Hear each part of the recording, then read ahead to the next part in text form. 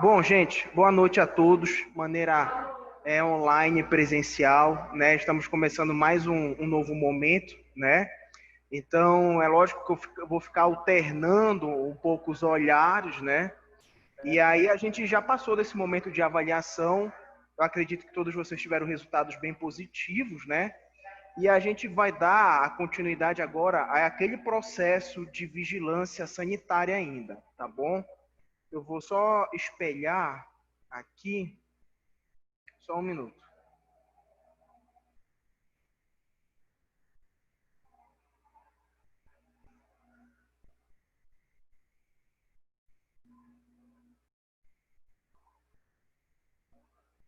Espera aí, gente, rapidinho.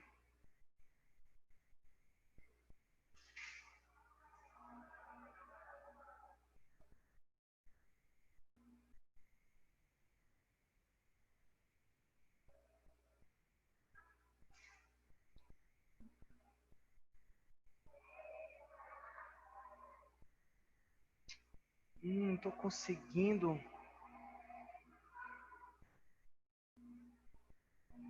Só um minuto, pessoal, que eu tô procurando aqui para espelhar, que eu não tô mais achando.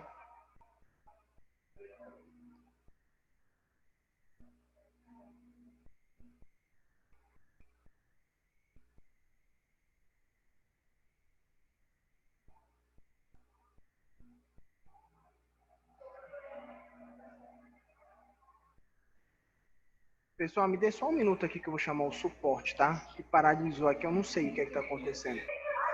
Vamos lá, gente. Então,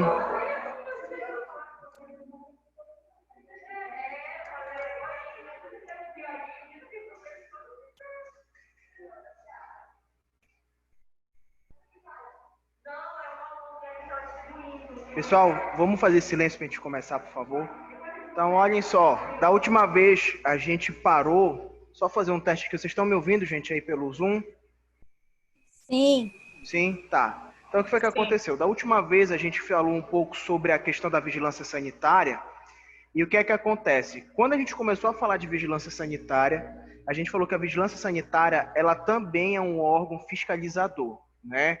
Ou seja, ela não está com o intuito de fazer estudos como a vigilância epidemiológica ela costumava fazer, né? Então, quando a gente fala um pouco mais sobre a questão da vigilância sanitária, significa dizer que a gente vai trazer para a mesma, né, uma conceituação jurídica agora. Ou seja, ela vai ter o poder, né? Deixa eu até puxar essa câmera mais para cá, que eu já alterno com vocês, né? E aí o que é que acontece? Acaba que a gente consegue ter um órgão que vai fazer o quê? Ele vai punir quem não estiver dentro do andamento correto. Não sei se vocês lembram disso, mas antes da prova a gente comentou que ela tem um ideal de fiscalizar alimentos, medicamento, entre outros produtos quaisquer. Né? Então, talvez hoje no Brasil, ela signifique o maior órgão fiscalizador que nós temos. Né? Então, olhem só, aqui quando a gente vê o slide, está escrito assim, a saúde como um bem jurídico prioritário. Esse conceito de bem jurídico prioritário, ele está intimamente ligado à nossa vigilância sanitária. Então, esses artigos que nós estamos vendo no quadro, aqui no slide, são artigos que vão ser a base da nossa vigilância sanitária, tá? Não esqueçam que quando a gente fala de vigilância sanitária, nós estamos falando de um padrão de vigilância que ocorre em todo o mundo, né? Então, nós temos órgãos de fiscalização sanitária nos Estados Unidos, na Europa, no Brasil, e exclusivamente no Brasil, nós temos esse órgão conhecido como a Anvisa, né? Que é um órgão maior a nível federal que tem a responsabilidade, né, de poder fazer toda essa avaliação dentro dessas normativas. Vamos lá, de acordo com a Constituição Federal, que está associado a esse conceito de bem jurídico prioritário, a Anvisa ela preza por quê? Primeiro, dignidade da pessoa humana. O que é que significa dizer isso? Ela vai ter a intenção de, por exemplo, respeitar os direitos e diretrizes do SUS, tá? Então, o direito da pessoa em saúde ela é abraçada pelo SUS, né? Então, como assim, professor? Vamos dar um exemplo aqui. A pessoa vai lá e paga um plano de saúde. Estou pagando um plano de saúde. E aí você vai precisar fazer um procedimento e o plano de saúde chega para você e fala o seguinte, ó, nós não vamos cobrir o seu problema de saúde. Por que não? Né? Então, por exemplo, o plano de saúde muitas vezes ele se nega a ofertar ajuda, mas nós sabemos o quê? Que o direito e diretrizes do SUS dizem o quê? Que todos têm acesso aos serviços e é um serviço integral. Né? Então, por exemplo, nós não podemos achar que esse serviço de saúde, mesmo sendo particular, ele não vai passar por uma fiscalização. Claro que vai, tá? O artigo 3, já da Constituição Federal, fala sobre a sociedade justa e solidária. Né? O que ele quer nos falar quando se diz em uma sociedade justa, né, e solidária? Significa dizer que ele precisa valorizar as relações interpessoais, né, principalmente no cenário de profissionais da saúde com os usuários do serviço de saúde. Então, o que é que a gente começou a pensar agora? Que a Anvisa, ela não está apenas direcionada para comida, para remédio, mas também está preocupada com as relações interpessoais. Tanto que quando a gente ouviu falar em políticas públicas de saúde, lá no quinto semestre, a gente escutava o quê? Que a humanização, ela foi criada, essa política, para valorizar a relação entre o profissional da saúde e o paciente, entre o profissional da saúde e outros profissionais da saúde, e o profissional da saúde e o seu gestor. Tá? Artigo 5º, né, o direito à vida. Quando a gente fala de direito à vida, nós estamos falando de um direito primordial, onde o que deve ser feito e o que pode ser feito para essa pessoa ter vida deve ser realizado. Então, por exemplo, vamos imaginar que no Brasil você está com uma doença, precisa fazer um tratamento e você não tem essa medicação no Brasil. Então vai ser necessário trazer de fora essa medicação para vocês terem uma melhor possibilidade de cura. Então a Anvisa, ela faz o estudo, né, possível daquela medicação, mesmo que seja por um caráter individual, por exemplo, não é uma comunidade que precisa, é só uma pessoa que precisa. Então ela faz essa investigação e comprova a importância ou não, e aí autoriza, pode, pega, compra e dá para o paciente. A Ingrid falou uma coisa importante agora, que é o quê? Quando o Brasil teve consigo a criação do SUS, qual era aquela frase principal, né? Direito de todos e um dever do Estado. Então, eles amarraram ao governo federal a possibilidade dele ser o único que pode fazer algo pelo seu povo. Então, toda vez que você encontra um morador qualquer e o mesmo necessita do amparo, o Brasil é obrigado a fazer isso. Aí, como tem muita gente que não consegue, eles vão lá para o Ministério Público, movem uma ação. Quando o Ministério Público determina, no outro dia eles têm que dar um jeito. Né? Ah, professor, mas o Estado não tem leito em nenhum hospital. Então, o Estado vai pagar, né, um leito particular em algum hospital, mas esse indivíduo ele não vai ficar sem atendimento. Tá? Bom, o artigo, né, 6º é um dos direitos sociais. E aí pense da seguinte forma, a saúde, ela já tem aquele novo conceito que a gente debate há muito tempo. Equilíbrio biológico, social e mental, né? Então, quando a gente pensa na Anvisa Vigilância Sanitária, e a gente não quer que aquele indivíduo ele coma um alimento contaminado ou tome um remédio perigoso, a gente não está apenas pensando no critério biológico. Nós estamos pensando no critério mental e no critério também social, tá? Por quê, professor? Vou dar um exemplo para vocês. Não só hoje em dia, né, mas alguns anos atrás, existia muitos medicamentos estéticos, né? Então, o pessoal tomava Sibutramina para emagrecer, pedia remédio dos Estados Unidos, tomava muita coisa que não era permitido no Brasil. Alguns desses remédios causavam problemas de ansiedade, alguns outros problemas mentais, ou seja, uma medicação tinha um reflexo mental, biológico e social. Por quê? Porque aquela pessoa que estava, por exemplo, com transtorno de ansiedade, depressão, ela não ia conseguir trabalhar, ela não se relacionava mais com seus familiares, e isso, logicamente, que dificultava o intuito social, tá? Bom, artigo 193, né, o bem-estar como funcionamento da ordem social, e o artigo 225, a qualidade de vida junto ao meio ambiente. E aí, gente, a gente tocou num ponto interessante aí, e eu não sei se vocês já ouviram falar sobre isso, mas alguns bons tempos atrás, os japoneses tentaram patentear o cupuaçu, né? Então, o cupuaçu ele não tinha ainda a patente paraense brasileira, e aí tentaram fazer isso, inclusive já tentaram fazer isso com a castanha do Pará, que queriam chamar de castanha do Brasil, né? O que é que isso nos chama atenção? Nos chama atenção que nós temos hoje no Brasil um conjunto de plantas, ervas, seja o que for, que são utilizados de base medicamentosa. Lógico que a Anvisa está de olho nisso. Ela vai estudar isso, vai fazer tudo isso.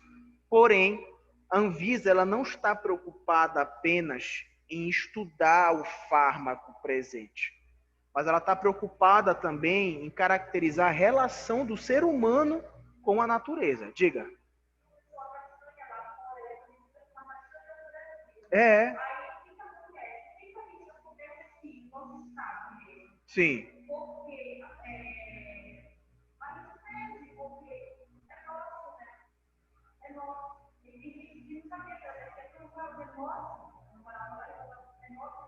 Sim. Pois é. E aí o que é que acontece? Você fala, por exemplo, dessa perda de identidade regional. Agora, vamos imaginar uma medicação, por exemplo. O Brasil, ele descobriu, por exemplo, um remédio que ajuda no tratamento da tuberculose. Se o Brasil está patenteando essa medicação, ele ganha sobre os direitos da medicação. Agora, se vem os Estados Unidos e vai patentear, aí o Brasil já vai ter que pagar os direitos, importação e todos os outros elementos. Então, o recurso financeiro é muito maior. Diga. Sim,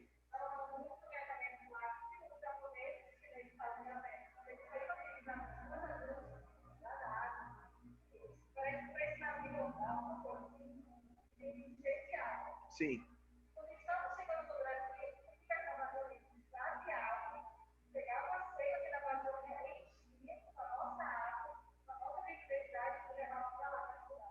Exato.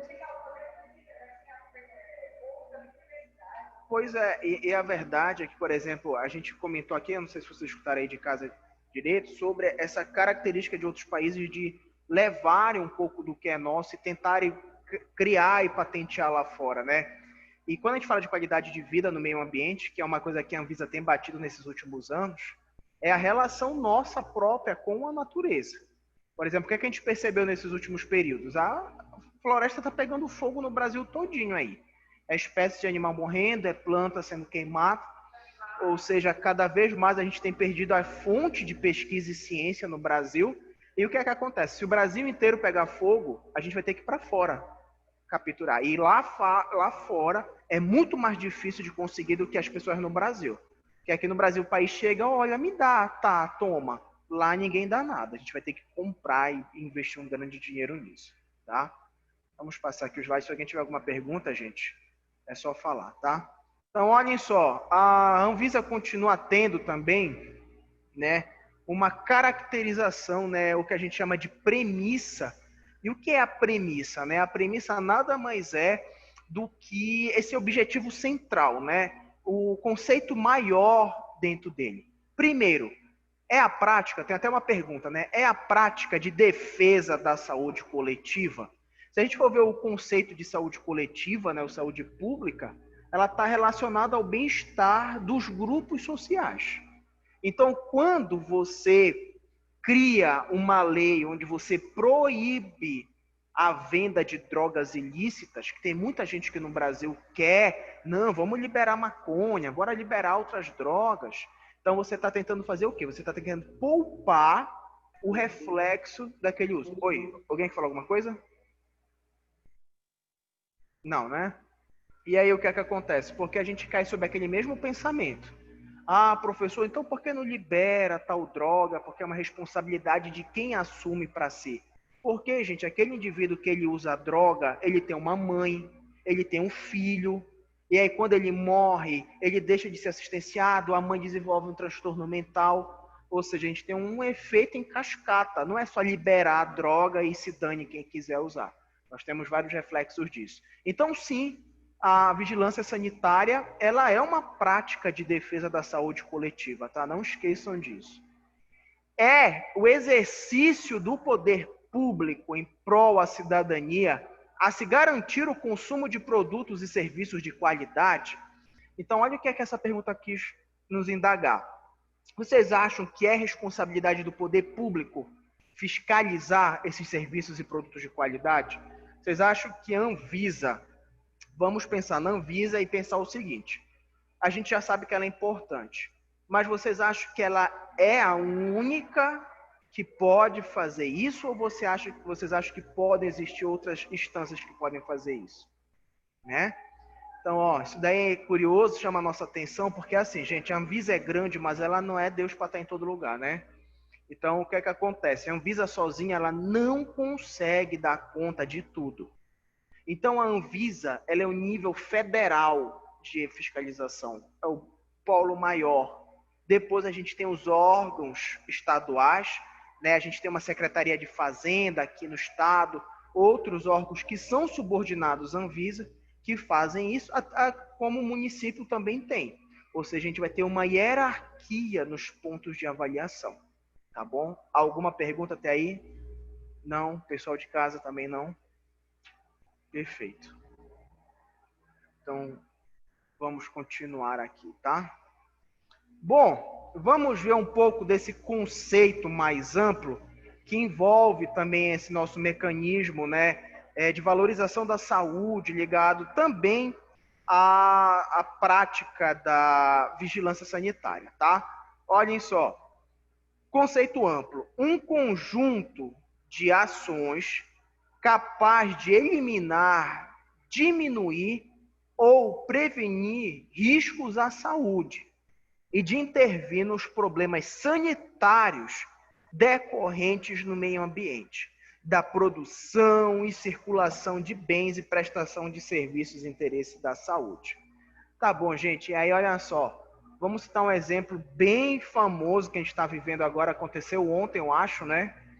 Que é o seguinte, vocês viram o caso daquele caminhão que tombou cheio de cerveja lá no Jurunas, né? Inclusive, né, movimentou o bairro inteiro, né? Muitas pessoas estavam ali querendo pegar latas e garrafas e tudo mais. E o que é que acontece? Você está ali aderindo a um produto que passou por uma contaminação, né? Então, por exemplo, professor, vamos dar um exemplo que é o seguinte: aquele produto caiu no canal, né? E aí eu sou um dono do mercadinho ali no Jurunas, eu peguei um bando de caixa e eu vou vender essa cerveja até mais barato para conseguir um dinheiro rápido, né? Eu posso fazer isso? Não, eu não posso fazer isso. Eu não posso fazer isso, primeiramente, porque o produto não é meu, né? Pela legislação, aquilo é roubado, eu não tenho nota fiscal do produto. E o segundo é porque o produto ele passou por uma contaminação, né? Professor, mas deixa eu lhe falar, eu lavei com água e sabão. Não interessa, gente, porque só um órgão de vigilância sanitária ele pode te dizer qual produto é suficiente para limpar aquele algo contaminado, porque nem tudo se resolve com água e sabão e nem tudo com álcool. É preciso, às vezes, temperaturas elevadas, pressão elevada para poder fazer aquilo. Outra coisa muito famosa no Pará, que a Anvisa até hoje se preocupa com isso, é aqueles navios de boi que foi em Barcarena, né, que afundou. Cara, aquilo foi estrondoso, né? Então, por exemplo, eu conheci pessoas que pegaram realmente o gado de lá, né, e usaram para consumo próprio. Mas o mais preocupante é tudo: deteriorização do animal, contaminação da água, a contaminação das pessoas, o consumo de carne estragada, né? Então, a gente passa de um conceito apenas de punição para investigação também, né? De estratégias de avaliação desses elementos, tá bom? Só passar aqui, gente, rapidinho. Né? Só voltar para cá que ficou coisa, né? E aí, gente, nós temos um conceito já estrito, né?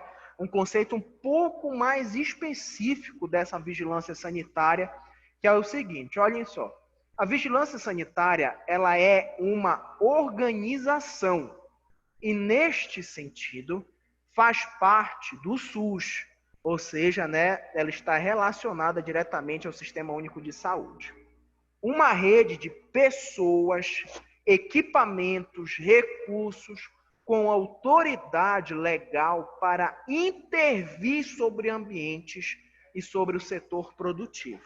Então, gente, prestem atenção no que eu vou falar para vocês. Não existe, né, nenhuma autarquia, nenhum estabelecimento privado, estadual ou federal, que esteja acima da vigilância sanitária. Então, por exemplo, se eu for um fiscal da vigilância sanitária e chegar agora lá no líder de Abaetetuba, que abriu, e falar, ó, pode fechar de novo, porque isso aqui tá tal, tal, tal, tal. No prefeito não pode abrir, né? O governador, não. Você vai precisar de uma nova investigação para poder abrir aqui. É difícil a gente pensar dessa forma, porque a gente ainda vive um cenário político, né, muito controverso, né, de muita irregularidade, mas a verdade é que a vigilância sanitária ela tem um poder nas mãos, né, extremamente poderoso. Então, podem fechar bar, hotel, motel, restaurante, seja ele qual for, pelo período que ele achar melhor, tá bom? É também um conjunto de conhecimentos, uma parte da saúde coletiva, sobre a produção de saúde e de doenças. E um conjunto de regras, procedimentos técnicos, consideradas potentes para assegurar a saúde às pessoas. Uma organização com poder legal a um campo de conhecimento especializado ao mesmo tempo. Então, gente, o que é que ele quis dizer com isso, né? É um conjunto de regras consideradas potentes para assegurar a saúde. É uma palavra forte, né? Falar de potência, mas eu vou dar um exemplo muito famoso para vocês.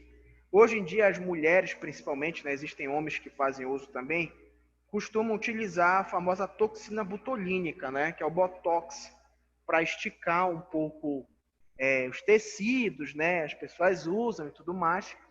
E o que é que acontece? O Botox, né, ela é uma toxina, né, derivada do Clostridium tetani, que é a bactéria que causa o tétano, né? Ou seja, só para vocês terem ideia, vamos dar um exemplo aqui, 0,5 ml mata uma pessoa, né, da toxina botulínica. Então, se for administrado tudo isso, ela paralisa o sistema respiratório e as pessoas morrem. Vocês já imaginaram o estudo que foi feito para poder administrar em cada um de vocês, né, para quem usa, eu não uso, o Botox, né, ou seja, uma coisa muito milimetrada. E o que foi que aconteceu nesses últimos meses que a Anvisa permitiu e que isso balançou um pouco esse espaço da estética? É que antigamente apenas um médico poderia administrar o Botox. E a Anvisa agora permite que o enfermeiro, o biomédico, o dentista e o médico possam administrar. Isso, né, causou um impacto muito grande. Por quê? Porque a medicina que tinha esse direito cobrava 2 vezes, 3 vezes mais do que hoje está sendo cobrado, perdeu aquela autoridade que tinha e agora os outros profissionais podem fazer isso. Tá bom? Vamos passar aqui para dar continuidade, tá? E a abrangência, né? Até onde a gente encontra esse processo todo da vigilância sanitária, né? Olhem só, o controle, primeiro, né? O controle de bens de consumo que direta ou indiretamente se relacionem com a saúde, compreendidas todas as etapas e processos da produção ao consumo, né? Então, gente, é interessante falar sobre isso, porque a gente tem usado uns exemplos agora de supermercado, de loja, Então, vamos dar um exemplo. Você chega ali no supermercado e vê que o líder, ele está vendendo, por exemplo, um tomate que está fazendo as pessoas passarem mal. O que é que a Anvisa vai fazer? Vai primeiro chegar lá. Ó, líder, não vende mais tomate. Parou a produção de tomate. O líder vai recolher todo o tomate, tá? Vamos guardar o líder na cabeça. Depois disso, a Anvisa vai chegar até o momento em que esse tomate ele ficou contaminado. Então, ele veio no caminhão, ele veio de uma cidade. Será que foi agrotóxico? Será que foi algo dentro do caminhão? Então, a Anvisa ela vai fazer todo esse percurso. E depois de descobrir isso, ela vai querer provar ou não se o líder teve responsabilidade sobre isso. Então, o líder vai falar o quê? Olha, eu não sabia que esse tomate estava assim. Ou o dono dos tomates falou assim para o líder, olha, cara, ao invés de vocês me pagarem R$1.000 nesses tomates, me paga 200 e leva. Aí o líder, eu vou fazer isso. Ou seja, o supermercado, muitas vezes, ele tem responsabilidade sobre aquele ato. E aí ele vai ser multado e pode receber até outras punições administrativas. Tá? Quando a gente fala desse processo direto ou indireto, nós estamos falando desse processo investigativo. Descobrir o porquê aconteceu e a relação dos culpados dentro desse processo. Né? Então, por exemplo, isso acontece com supermercado, com empresa de perfumaria, a Boticário já passou por um quadro desse, a Natura já passou por um quadro desse de fiscalização. Então, são processos que a gente entende como comum. Tá? 2. O controle da prestação de serviços que se relacionam direta ou indiretamente com a saúde, né? Gente, essa semana ocorreu, né? A gente acompanhou pela televisão aquele apreensão, né? Prender os assessores do governador, e foi uma correria. E tá todo mundo falando, porque foi desvio de dinheiro, porque compraram aquela garrafinha de álcool em gel por R$2,50, R$3,50. E isso é de importância da Anvisa, né? Porque vocês percebem o quê? Que ela também está de olho nas prestações de serviços relacionados diretamente ou indiretamente à saúde, né? Então, ela vai lá saber disso, né? E é por isso que muitas vezes, gente, quando um político ele comete um crime como esse, ele recebe vários processos do mesmo crime. Então, ele tem uma ação, né, muitas vezes civil, a Anvisa, o Ministério Público, porque ele desviou dinheiro, ou seja, são vários órgãos dando o cacete no político, para que provem que ele é culpado e que ele possa devolver ou não, tá? Só lembrando, gente, o seguinte, que uma determinação judicial, se ele for tido como responsável, porque o que acontece é o seguinte, gente, professor, eu sou o governador, né, mas eu não roubei sozinho. Roubou fulano, ciclano, mais 20 pessoas. Todo mundo está aqui roubou. Então, todo mundo tem que ser preso. Não é muito bem assim. Né? Então, as relações de hierarquia pesam sobre a punição. Então, às vezes, é capaz da Anvisa determinar uma multa que quem paga exclusivamente é o governador. Né? Mas ele pode pegar recurso do Estado? Não, é recurso próprio.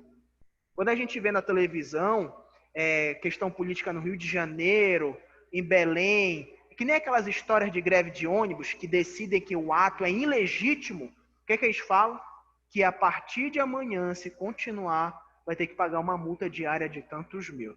Né? Então, isso é uma forma também de punição da Anvisa perante algumas situações. Bom, e o Sistema Nacional de Vigilância Sanitária e a própria Anvisa, né? Olhem só. O Sistema Nacional de Vigilância Sanitária compreende o conjunto de ações definido, né, pelo parágrafo 1º do artigo 6º e pelos artigos 15 e 18 da Lei 8.080. Já falamos disso lá em políticas públicas, né? Surgimento do SUS. De 19 de setembro de 1990. Executado por instituições de administração pública, direta e indireta da União, ou seja, ligados diretamente ao governo federal ou não, né? Dos estados, do próprio Distrito Federal e dos municípios, que exerçam atividade de regulação, normatização, controle, fiscalização na área de vigilância sanitária. E, gente, olhem só que coisa curiosa. A Anvisa, né, assim como o Sistema Nacional, eles são, né, órgãos bem, como é que eu posso dizer para vocês, bem atuantes no Brasil, né? Então, por exemplo, são órgãos que precisam crescer, precisam, mas que tem uma representatividade muito grande no nosso país, diferente de países desenvolvidos fora do Brasil. Por exemplo, na Europa, não existe muitos órgãos tão desenvolvidos quanto a nossa vigilância sanitária.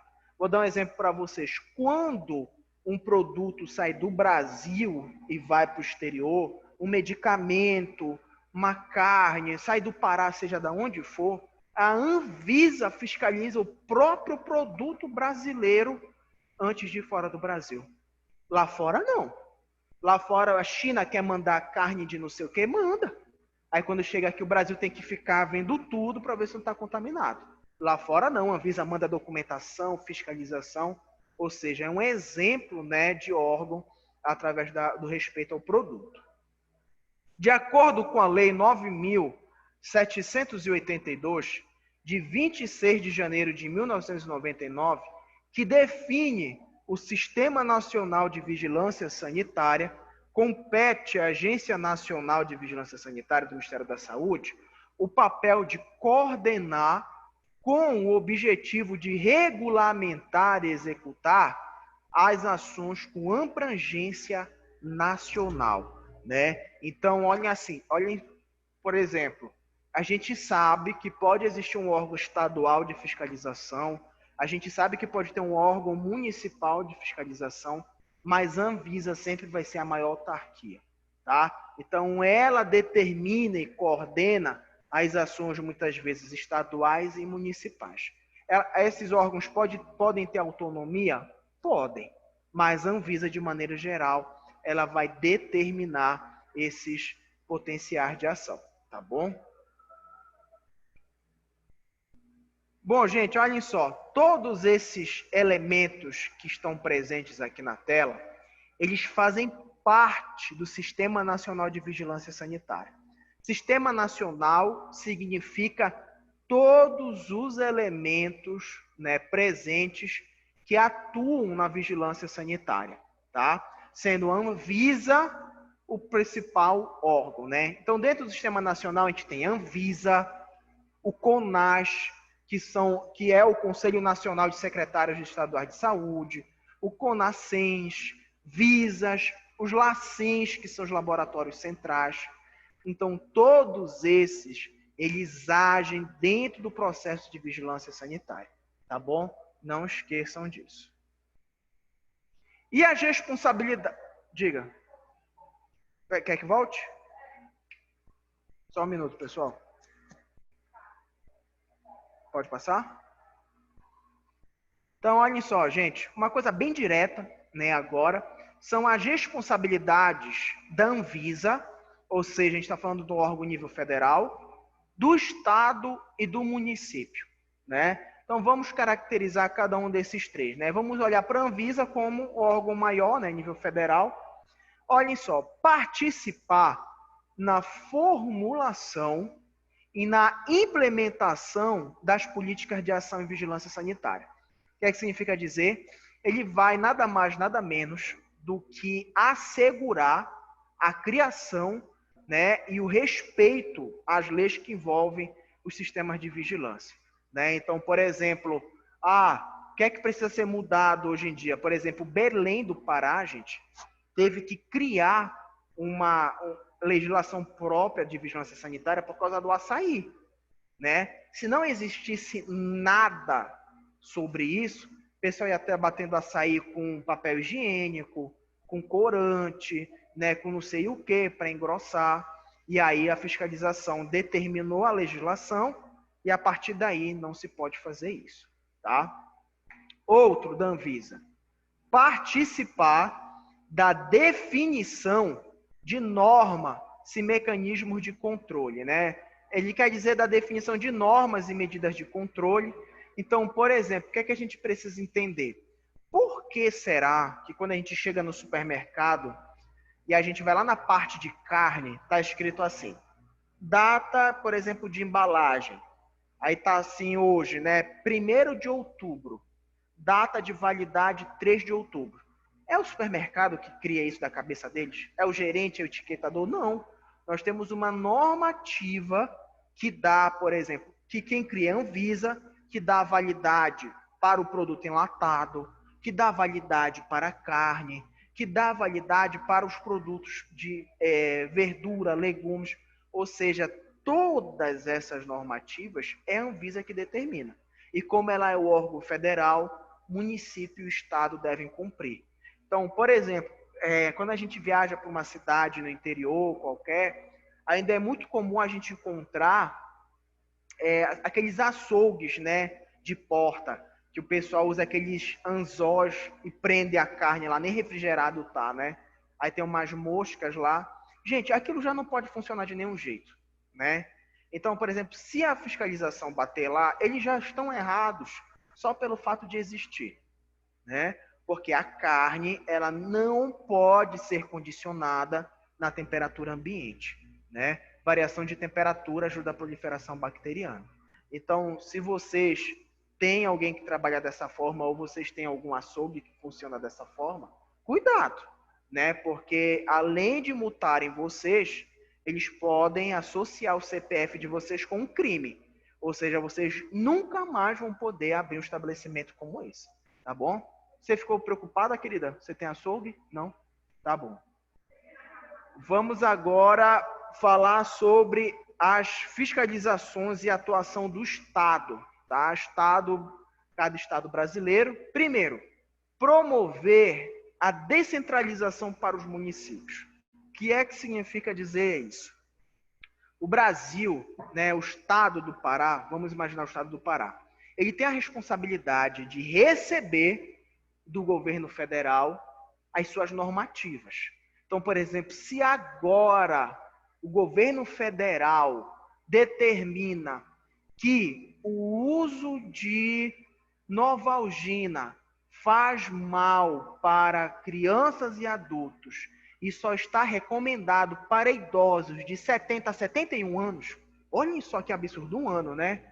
O que é que o Estado do Pará tem que fazer? Ele tem que passar a normativa para os municípios. Porém, o Estado pode adequar a normativa para a sua necessidade.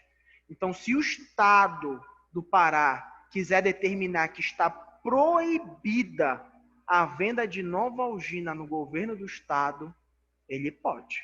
Porque ele não vai querer, às vezes, abrir mão só por uma idade de 70 a 71 anos. Não. Melhor a gente cancelar logo a venda de Novalgina.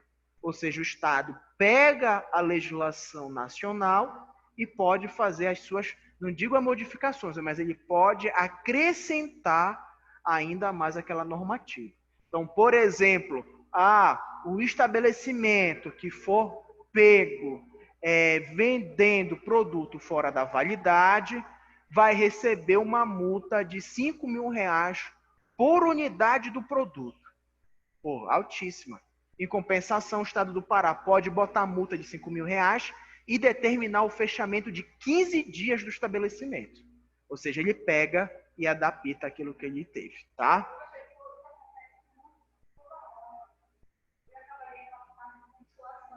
Sim.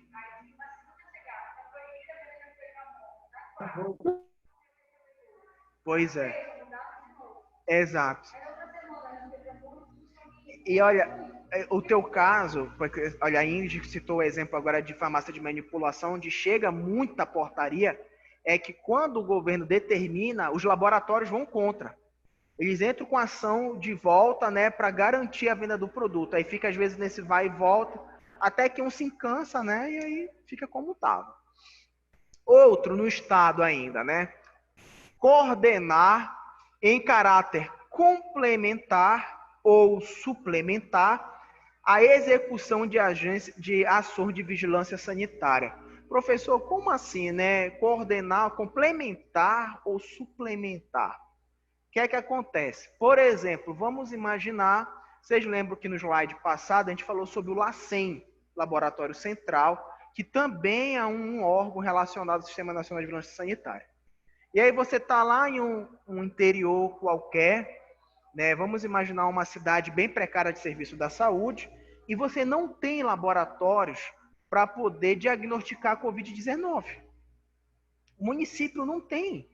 E o município não tem condição estrutural e financeira de coletar, ajustar e mandar para outro local fazer. O que é que eles vão fazer?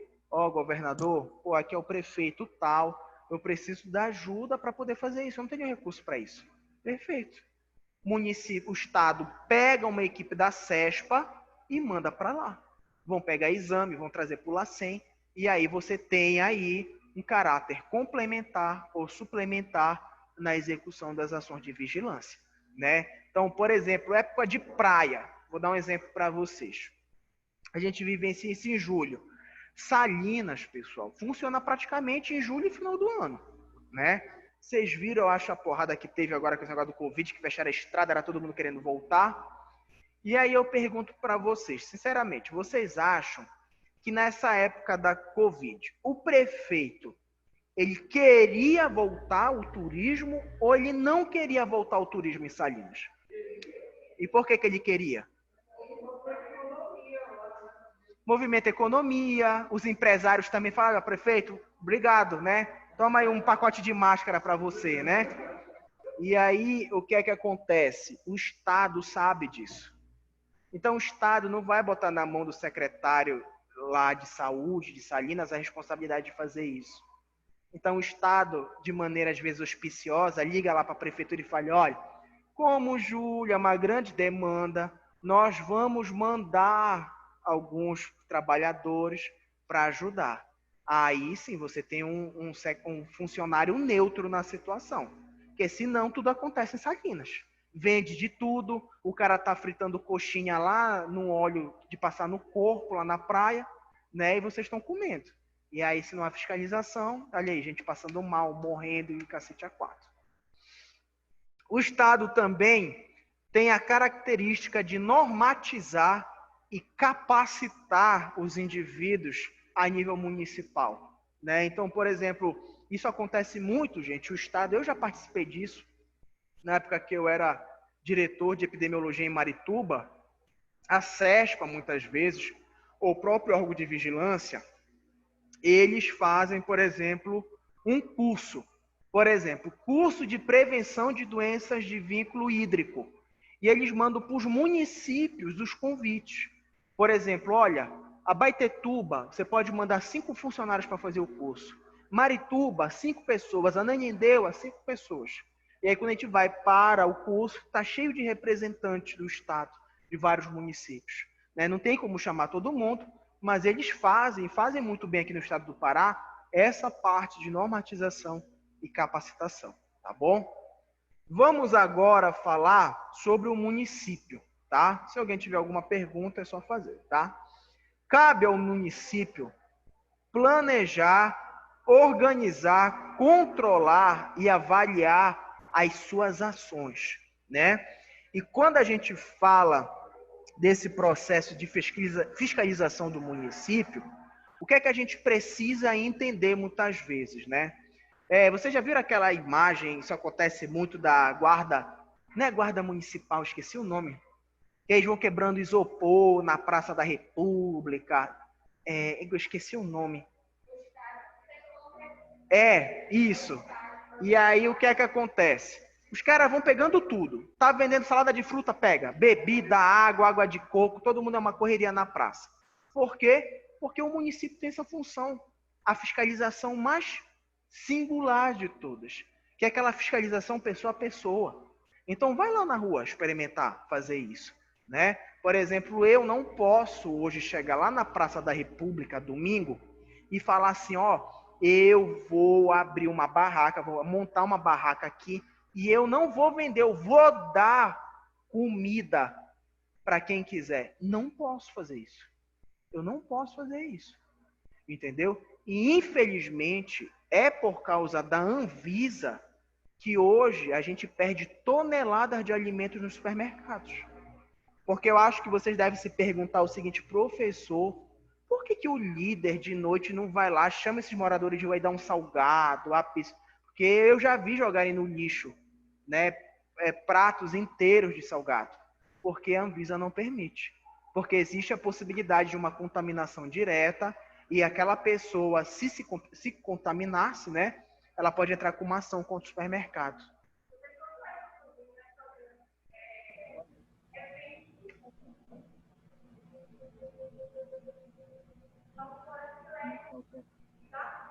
Exato. Restaurante, todo mundo joga no lixo.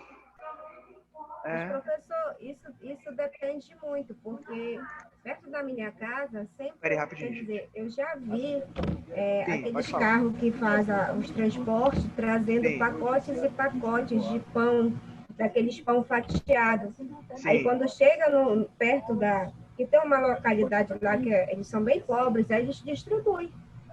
Pois então, ó. eu acredito que isso não seja tão regular, né? A nossa colega que estava falando que perto da casa dela o pessoal pega um caminhão e transporta esses pães para doação, né? Mas a verdade, gente, é o seguinte: na base da lei isso não pode, né?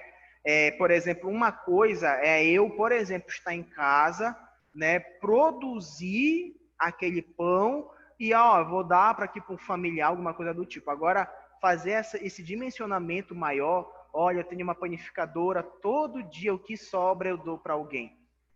Ah, mas professor, nunca ninguém passou mal. Mas não pode acontecer isso, entendeu? Então, multa. Porque o que acontece é o seguinte, gente.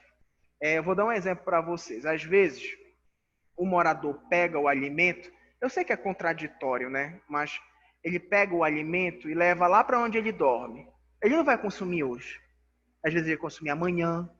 E aí ele já come aquele alimento, já está contaminado. Então, sabe o que aconteceu muito tempos atrás? Muitas empresas faziam doação de alimentos. E aí os caras pegavam alguma coisa, botavam na justiça, dizendo que a empresa estava dando alimento estragado. Então, as próprias pessoas que recebiam muitas vezes ajuda, metiam as empresas na justiça. E aí a Anvisa determinou isso. Então, uma vez eu fui no líder ali da Praça Brasil, acho que era quase 10 horas da noite. Comprei um salgado lá, a mulher me deu 2. Aí eu falei, moça, você só pediu? Não, come logo 2, tome 2, leve. Porque senão a gente vai jogar fora. Ela não podia ter feito isso, né? Já aconteceu isso contigo? Ixi, já aconteceu contigo? É pra lá, é muito, eles faziam muito isso. Acho que eles levaram esculhambação e pararam de fazer, né? Mas, gente, é uma coisa absurda, né? Peixe é muito que se perde, né? Não existe uma lei, porque todo mundo deve se perguntar em algum momento da vida por que tem tanto alimento e tanta gente passando fome. Um desses processos é o entrave político, que infelizmente bloqueia essa ajuda, tá? Se alguém tiver alguma pergunta, pessoal, é só falar, tá? Professor, Diga, querida, pode falar. a dúvida é, eles são proibidos de liberar o alimento por um possível processo, ou eles não, ou no caso, se eles quisessem, por exemplo, se não houvesse o risco do processo, porque o ser humano ele é assim, eles poderiam liberar esses alimentos? O problema, então, é o processo, ou existe realmente a proibição da Anvisa com o estabelecimento? Pois é, olha só, a Mayara Araújo aqui perguntou se o grande problema é o processo de contaminação do alimento, né, de ser dado o alimento ou não, e desse alimento vir a estragar, né? O problema, Mayara, e para os outros, é que é necessário haver a fiscalização do alimento para ser doado.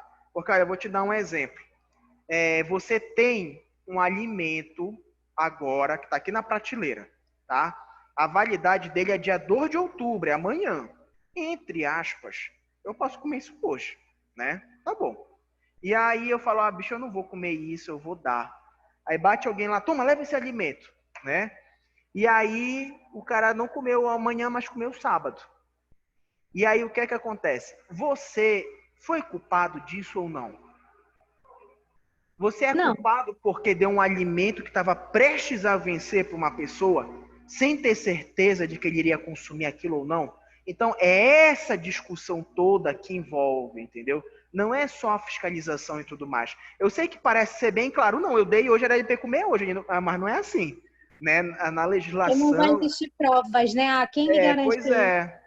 E aí a gente cabe, e é importante a gente falar o seguinte, vou dar um simples exemplo para vocês. É no mel de abelha que o Clostridium tetani se reproduz. Né? O Clostridium tetani é a bactéria que produz a toxina botulínica. E é por isso, o Clostridium tetani, né, é a outra espécie que produz a toxina botulínica, e é por isso que se fala que não é muito indicado dar mel natural para criança.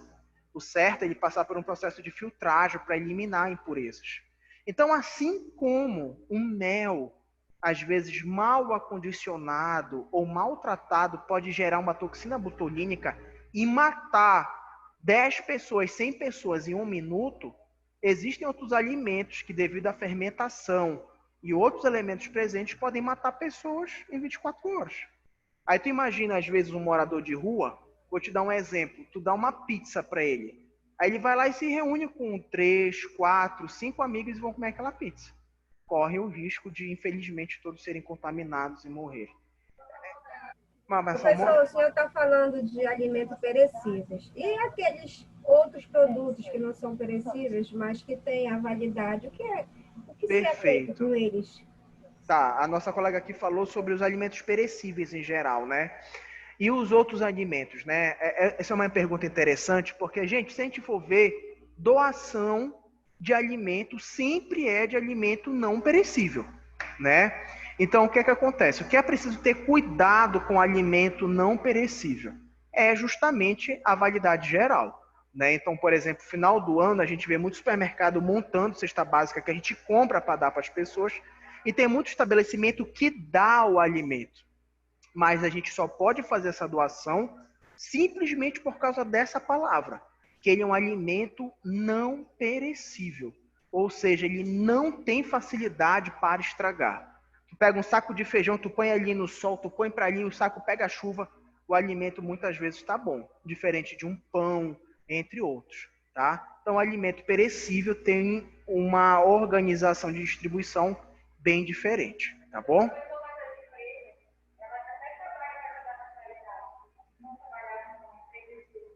Sim. Sim. Sim.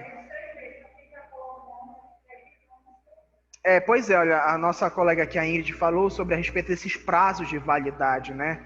Que ela falou que às vezes existem prazos de validade que a empresa coloca, mas a validade não é naquele dia, é um pouco mais à frente.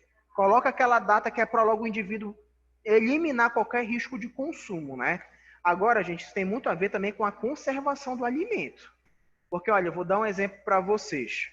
Quando você vai ter um aniversário na sua casa e você vai cozinhar alguma coisa, você tem uma responsabilidade muito grande. Você tem que fazer uma comida boa, gostosa e de qualidade, né? Para a visita aí, querer levar um pouco, né, e tudo mais.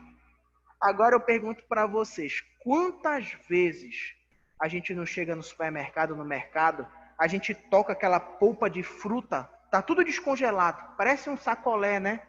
Aí o cara congela aquilo de novo. Tu vai outro dia, tá descongelado. Aquilo é bom? Não. Aí eu te pergunto, tu toca lá no frango, tá mole o frango. Aí depois eles resfriam, né? Tem gente que diz que de noite eles desligam o freezer. A gente não sabe disso. Quem sabe é o dono do supermercado. Aí eu te pergunto o seguinte, será que ele às vezes tem confiança no seu próprio produto?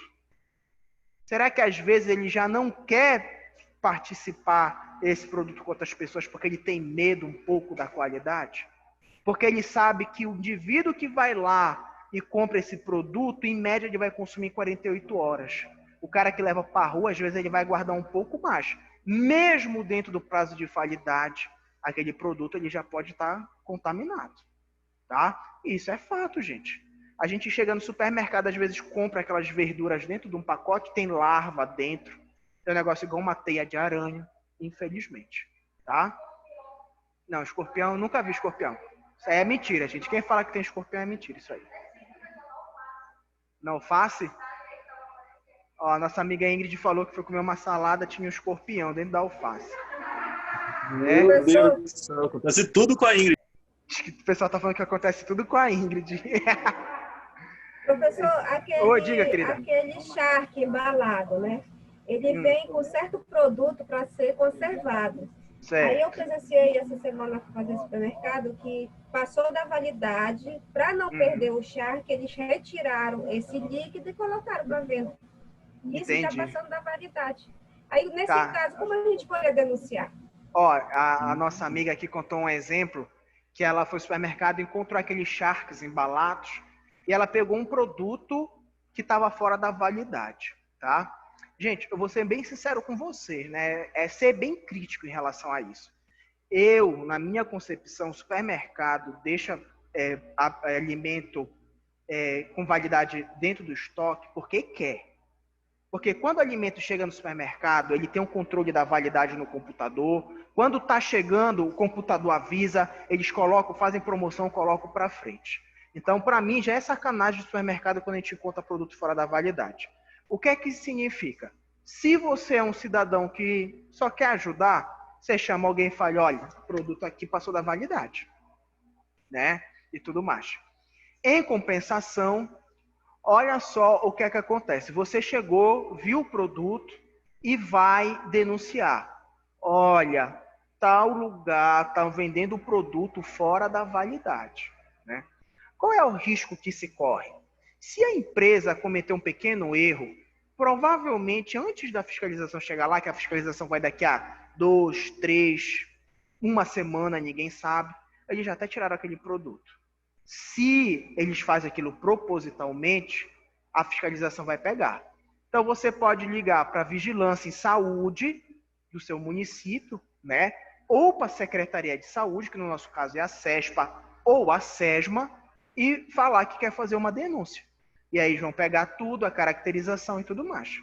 Mas eu vou dar um exemplo para vocês. Eu conheci uma pessoa, um rapaz que ele é formado ele é engenheiro agrônomo e tem um mestrado e doutorado em tecnologia de alimentos, né?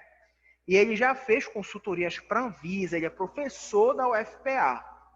Olha o que ele fazia, ele chegava no supermercado, ele detectava o produto vencido, comprava o produto vencido e depois retornava ao supermercado dizendo que ele tinha comprado um produto vencido, mostrava a nota fiscal e dizia que ele era tecnólogo de alimentos e que ia fazer uma denúncia do aquele alimento. Aí sabe o que ele fazia? Ele não denunciava em troca de alguma coisa do supermercado. Então, às vezes, o supermercado falava, olha, não, vai lá pegar 3 peças dessa carne, não tem problema. Ó, pega não sei o quê. Tu acredita? Ele fazia isso. Bandido, isso que ele era. Bandido mesmo.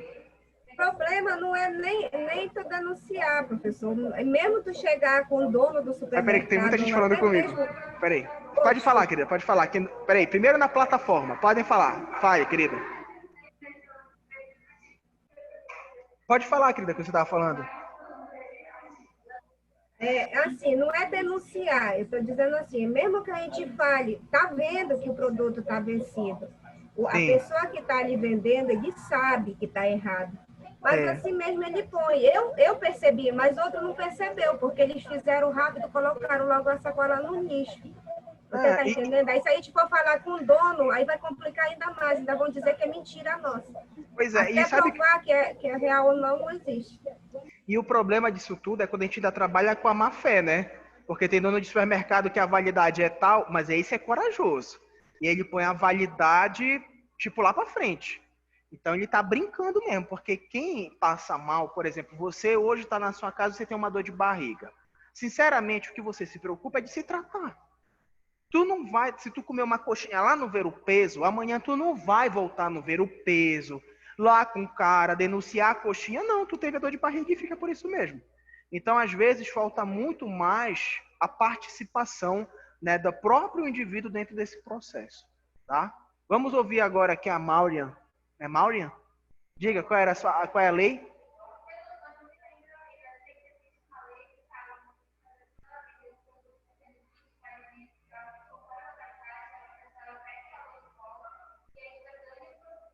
Exato. A Maurian falou uma coisa interessante que é verdade. Por exemplo, quando você detecta um produto que você comprou que passou do prazo de validade e você leva até esse empreendimento, supermercado, mercadinho qual for, você tem o direito de receber o seu valor novamente e levar o produto dentro da validade, né? Então, é mais uma lei que protege o consumidor também, tá? Gente, alguma pergunta? Não, pessoal aí de casa, alguma... Eu tenho Pode perguntar. Calma. Referente àquelas verduras, vamos dizer do verbo peso, que eu já vi muito acontecer. Tem pessoas que pegam com quem vende o resto de verdura que não esteja muito bom e fazem aquele reaproveitamento para fazer sopa, comida para dar, né? É proibido ou não? Tem alguma fiscalização que faça isso? Olha, gente, a questão toda é o seguinte, né? Existe uma questão aí, por exemplo, esse negócio de fazer sopa, né? Eles dão o alimento, às vezes, para fazer uma ação social. Vamos imaginar o seguinte, tu foi lá no Ver o Peso, né? E aí, por exemplo, tu pegou lá umas verduras que te deram, tu vai até fazer uma sopa para doar para a população carente, que dorme ali na Presidente Vargas. Tá ótimo. Tá. Fiz isso, vamos imaginar que você levou para casa isso, você juntou uns amigos e produziu aquele alimento.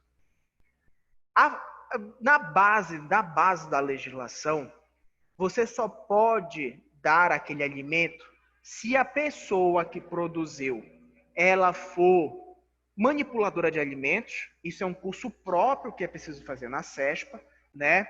E você informar a caracterização daqueles alimentos. Como assim caracterização dos alimentos? Só para vocês terem ideia, a Anvisa, ela já teve um período, as pessoas ainda batem muito com isso, que todo o alimento vendido sobre embalagem e acondicionado, ele deve ter a sua escala calórica, né? Então, por exemplo, eu fiz uma marmitinha qualquer, é preciso ter o que tem, né, carboidrato, proteína. Professor, mas isso é um exagero, né? Gente, parece ser um exagero, mas se vocês olharem agora no Instagram, no Facebook, tem muita empresa vendendo alimento fit, né? Já a marmita congelada. Se tu pegar a marmita, tá lá. Valor calórico, tem isso e tantas gramas. Então, gente, na base mesmo da lei, o que a gente faz muitas vezes para ajudar é de boa fé e a gente ajuda muitas vezes, mas precisaria ser uma atenção mais cuidadosa, né? Porque, por exemplo, claro que a polícia dificilmente vai fazer isso aqui em Belém, mas se vocês pegam uma instituição escrota, ela ia perguntar para você, quem preparou esse alimento? Onde foi preparado? A senhora tem liberação para preparar alimentos e tudo mais? Ou seja, né? Uma coisa é tu fazer a tua comida, outra é tu ficar fazendo comida e ficar distribuindo na rua. Aí tu pergunta, professor, poxa, isso é muito triste. É triste, mas não esqueçam que tem gente, que a gente vê caso em São Paulo, no Rio, que faz comida, põe chumbinho, põe veneno para morador de rua. E aí o cara te olha e ele não sabe se tu é do bem ou se não é do bem. Então é preciso ter todo esse acompanhamento. Mais alguma pergunta? Se alguém quiser fazer comida, trazer para cá para a gente come, não tem problema nenhum. Tá bom, pessoal? Então, por hoje, né, vamos aproveitar que hoje é quinta. Só lembrando, pessoal, que aos que estão presentes pela plataforma, que a partir da semana que vem, o meu novo horário de aula é na segunda-feira, tá? De 7 às 8h30, 8h40.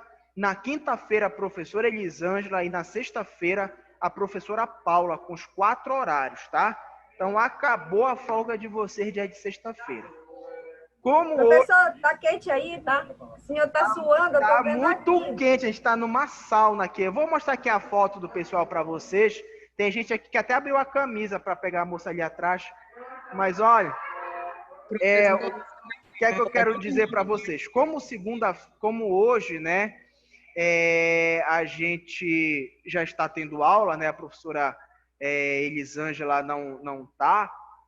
Na segunda-feira que vem agora, ela que vai estar com vocês, tá? Então, segunda-feira é ela, quinta-feira é ela de novo, sexta-feira a professora Paula. Na outra segunda, se eu não me engano, é feriado, é dia 12 de outubro, né? Então, provavelmente eu vou só ver vocês daqui a umas 2 semanas, mais ou menos, tá?